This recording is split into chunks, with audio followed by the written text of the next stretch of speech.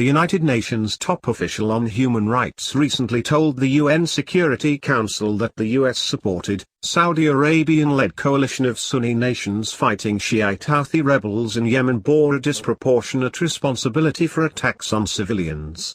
Since the civil war in Yemen began in March 2015, more than 2,700 civilians have been killed and dozens of hospitals and schools have been attacked, leading the United Nations to warn of violations of international law.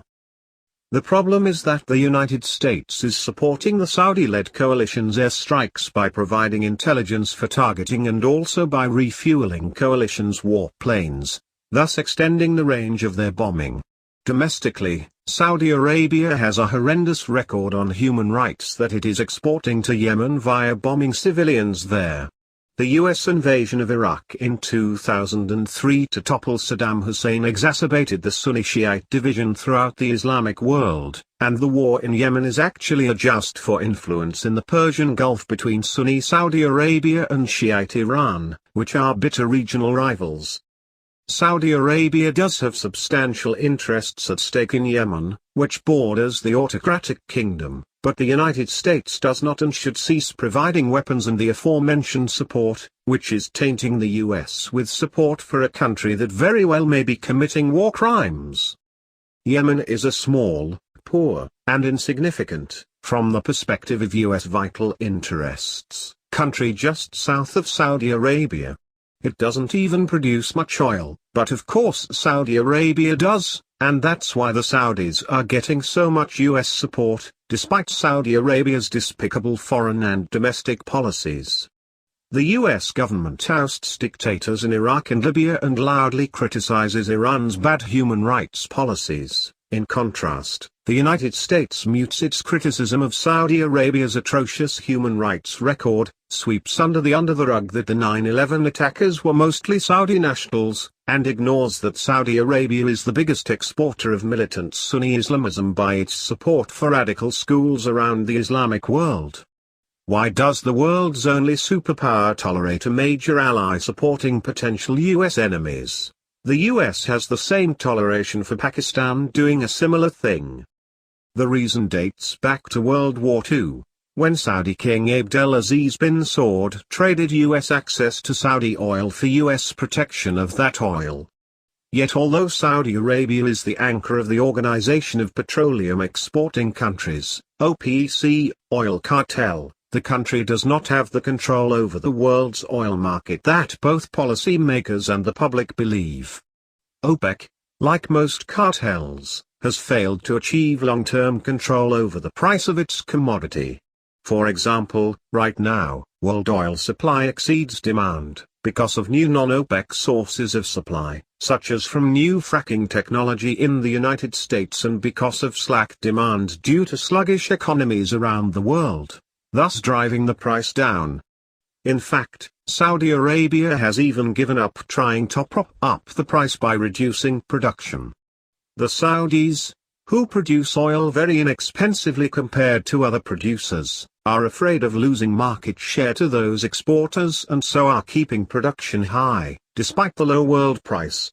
And forecasts for the oil market estimate that such factors, including increased Iranian oil output into the world market due to the lifting of international sanctions against that country because of its nuclear agreement with the great powers, will continue for some time.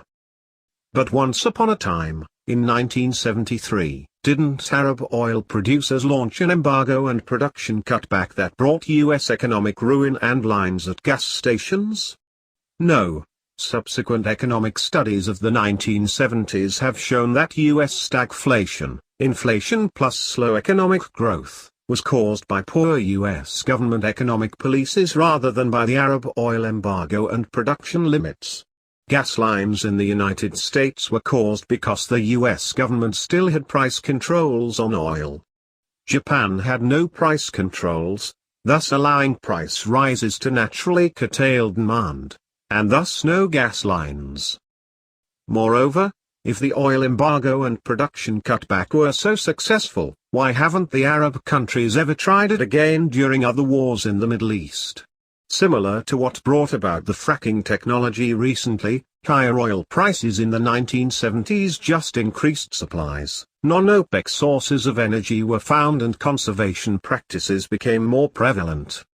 Finally, industrial economies are much more resilient to oil price hikes than is commonly perceived and have become even more so since the 1970s, because oil consumption accounts for a smaller percentage of developed nations' GDP.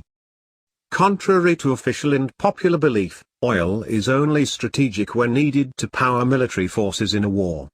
Fortunately, as I note in my book No War for Oil, U.S. Dependency and the Middle East, the United States produces enough oil domestically to supply its military in a fairly large war several times over. This ability is rising as the U.S. substantially increases oil production via fracking. As for getting oil supplies to the United States during a war somewhere in the Middle East, if oil production is reduced from one or more countries in conflict, increased prices will cause non-affected producers to produce more oil. Moreover, in the past, valuable oil exports have traveled around and even through wars.